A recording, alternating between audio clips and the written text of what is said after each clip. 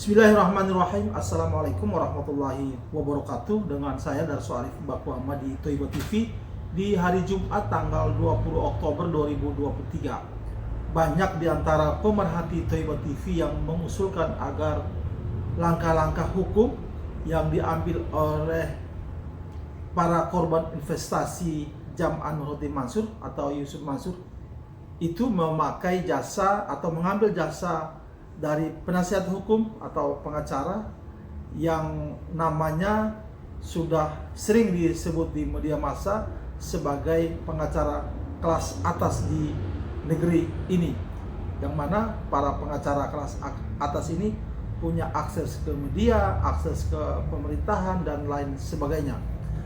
Saudara-saudara, yang mau saya sampaikan di sini adalah para korban investasi Jam'an Nurhoddin Mansur ini, mulai dari patungan usaha, patungan aset, kondotel Moya Fidi, patungan tanah, dan lain sebagainya, itu hampir semuanya berasal dari golongan masyarakat kelas menengah ke bawah. Apalagi karyawan Paitren yang saat ini proses hukumnya sedang berjalan di kantor pengadilan negeri Kota Bandung. Jadi semuanya itu kelas ekonomi menengah ke bawah. Yang agak lumayan baik itu adalah korban investasi batubara yang mana mereka itu adalah jamaah Masjid Darussalam. Tingkat ekonomi mereka mungkin lebih baik, tapi itu tahun 2009 yang lalu. Berjalannya waktu, ekonomi mereka juga itu terseok-seok. Bahkan banyak di antara mereka yang sudah memasuki usia pensiun.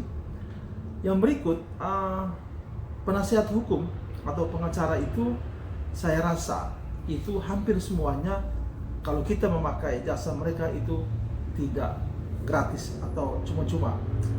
Apalagi pengacara kelas atas, tentunya itu jasa mereka itu dibayar dalam angka yang fantastis, bahkan beberapa yang memakai mata uang dolar.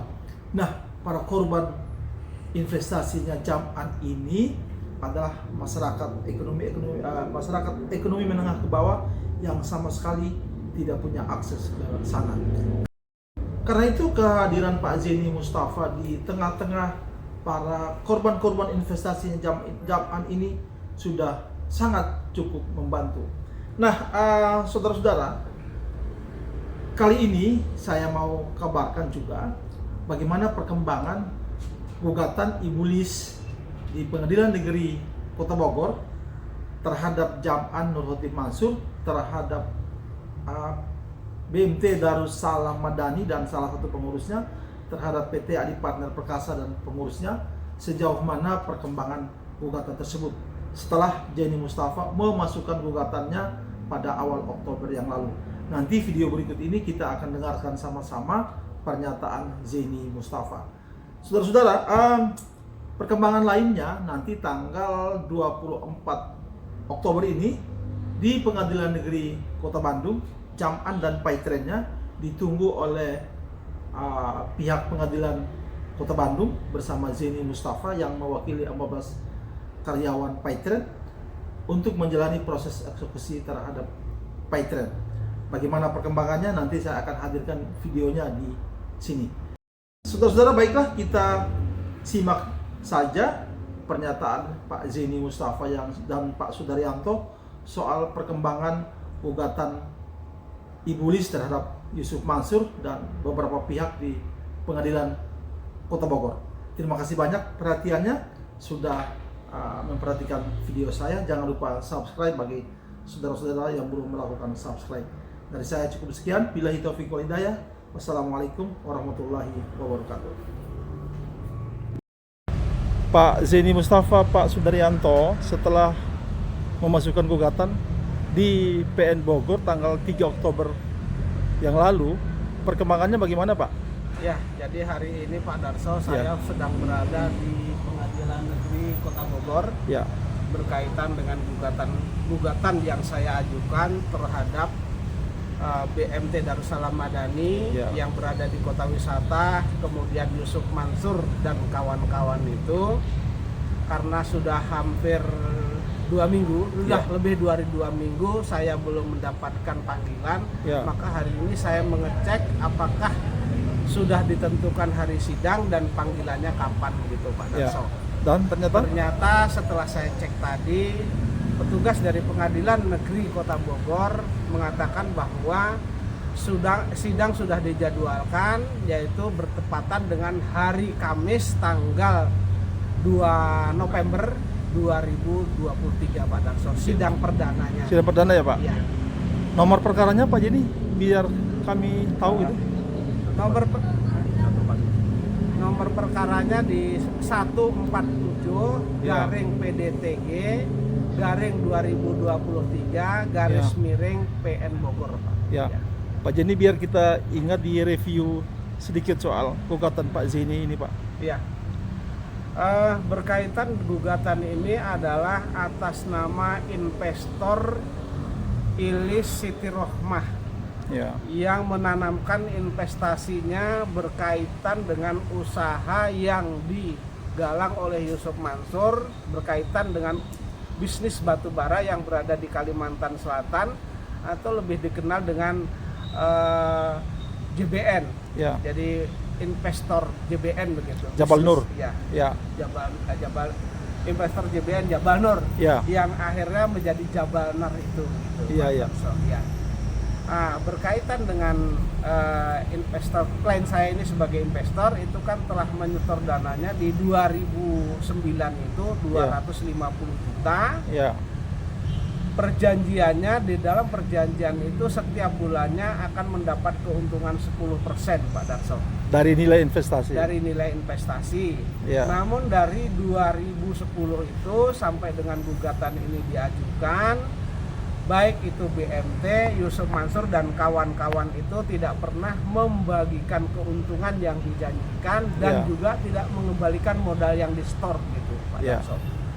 Sehingga berkaitan dengan itu maka klien saya minta kepada saya untuk diwakili atau saya selaku kuasa hukumnya mengajukan gugatan wan prestasi Ya. di Pengadilan Negeri Kota Bogor ini Ya. sesuai dengan pilihan hukum yang tercantum dalam perjanjian yang dibuat oleh BMT Darussalam Ya. dan klien saya begitu. Jadi kali ini memang ada perjanjian ya Pak? Iya betul. Jadi jelas Pak Darso. Ya. Jadi arah uangnya investasi itu disetor itu jelas melalui rekening BMT Darussalam, kemudian melalui tergugat Dwi Yuda Andi, itu jelas Pak Darso. Dan nanti akan saya buktikan itu. Pak Jenny, kalau sudah ada jadwal sidang begini artinya surat panggilan dari pengadilan sudah sampai kepada para pihak ya Pak? Sesuai dengan keterangan yang disampaikan oleh pengadilan tadi Ya. bahwa panggilan kepada tergugat dan turut tergugat ya. Tergugatnya itu 1 BMT Darussalam Madani yang berada di Kota Wisata. Ya. Kemudian Yusuf Mansur sebagai tergugat 2, Ya. kemudian Adiansah sebagai tergugat 3, kemudian Dwi Yuda Andi sebagai tergugat 4, dan kemudian tergugat 5-nya PT Adi Partner Perkasa, dan turut tergugatnya adalah Pondok Pesantren Darul Quran yang diasuh oleh Yusuf Mansur. Keterangan dari sini relas panggilan sudah sampai dan sudah diterima. Oh gitu ya. Ya. Pak, di antara kita banyak yang bertanya kenapa Pak Zeni mengikutkan pesantren Darul Quran sebagai turut tergugat dalam gugatannya Pak Zeni Pak? Jadi begini, Ya. sesuai dengan instruksi tergugat 2, Jam'an Nur Khatib Mansur alias Yusuf Mansur itu, bahwa bagian Yusuf Mansur itu agar diserahkan kepada Pondok Pesantren Darul Quran Ya. yang besarnya itu setengah daripada keuntungan yang dijanjikan. Dari keuntungan itu pertamanya kan 28,6%, Ya. jadi Pondok Pesantren itu nanti akan menerima 14,3% Dari keuntungan. dari keuntungan. Kalau itu tidak diikutsertakan, tentu gugatan akan menjadi kurang pihak. Iya. Ya. Pak Zeni juga kan pernah gugatan di Pengadilan Negeri Jakarta Selatan. Ya. Itu Darul Quran juga diikutkan sebagai turut tergugat. Sama ya. Ya. Karena Di dalam alat bukti Ya. bukti adalah yang pertama adalah proposal ya. Ya. Proposal yang dicetak oleh BMT Darussalam itu menyatakan bagi-bagiannya jelas. Iya, iya, iya. Separuh dari 28,6% itu masuknya ke Darul Quran, itu Ya. bagian Yusuf Mansur. Ya. Sementara yang separuh lagi dibagi menjadi dua, BMT Darussalam itu mendapat 3% sebagai penata usaha, Ya. kemudian 11,3% itu adalah haknya para investor gitu. Iya. Ya. Selama persidangan Pak J ini itu Darul Quran tidak pernah kirim kuasa hukumnya, Pak, atau gimana, Pak? Waktu persidangan di Pengadilan Negeri Jakarta Selatan melawan pribadi saya, Ya. itu relas dari Jakarta Selatan kemudian didelegasikan ke Pengadilan Negeri Tangerang. Ya. Itu sampai kepada Darul Quran, namun Darul Quran tidak mau menerima dan takut, Pak, begitu. Gitu ya, Pak? Iya. Alasan mereka apa, Pak? Alasan Yang mereka tidak mau terima, memang diperintahkan untuk tidak menerima. Siapa yang perintah? Tapi pengadilan kan sudah menjalankan tugasnya, Ya. lalu dia menyampaikan kepada kelurahan gitu. Siapa yang perintahkan Darul Quran untuk tidak menerima? Ya bosnya, Pak. Oh. Iya. Jadi kalau anak buahnya itu kan hanya sebagai wayang saja, kemudian dalangnya mungkin yang melarang untuk diterima. Iya, iya. Bosnya Darul Quran Iya, maksudnya. tapi pengadilan kan ketika orangnya tidak mau menerima, tentu ada jalan lain, yaitu disampaikan kepada kelurahan dan itu sah, Pak. Gitu ya, Pak. Iya. Jadi sidang perdana tanggal 2 Tanggal November. 2 November 2023, Pak Darso. Saya harap Ya. kepada para netizen, kepada para pendukung, kalau mau datang silahkan datang, karena ini sidangnya terbuka Ya. dan saya pengennya perkara itu fair, tidak ada yang ditutup-tutupi. Ya. Ya, Oke, Pak Jenny, kita tunggu sampai tanggal 2 dan kita informasikan di sini ya. baik Pak Ya, ya. Darso. Pak Jenny, terima kasih banyak informasinya, Pak. Sama-sama. Sampai ketemu Baik, hari Kamis baik. Sama-sama. tanggal 2 November. Ya, sama. Ya, terima kasih. Betul.